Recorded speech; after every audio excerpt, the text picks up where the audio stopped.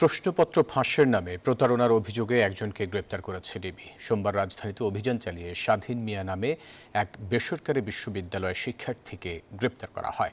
মঙ্গলবার দুপুরে ডিএমপির মিডিয়া সেন্টারে সংবাদ সম্মেলনে এই তথ্য জানান ডিএমপির যুগ্ম police commissioner Syed Harun or Rashid. বলেন, আসন্ন ৪৭তম বিসিএস পরীক্ষার প্রশ্নপত্র ফাঁস সহ বিগত ৬ মাস ধরে বিভিন্ন প্রতিযোগিতামূলক পরীক্ষার প্রশ্ন ফাঁস করে আসছিল একটি চক্র। পরে চক্রটির এক সদস্যকে গ্রেপ্তার করে ডিবি। এই চক্রের সাথে কোনো পক্ষ জড়িত আছে কিনা তা খতিয়ে দেখা হচ্ছে বলেও জানান তিনি।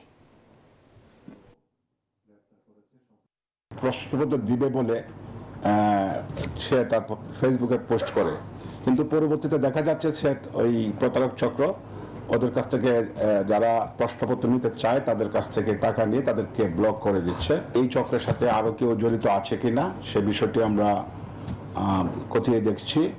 বান্ডেল থাকলে প্রতি সেনমানিতে টাকা বাঁচবে। বিকাশ সেনমানি বান্ডেল কিনে জিতুন প্রতি লেনদেনে।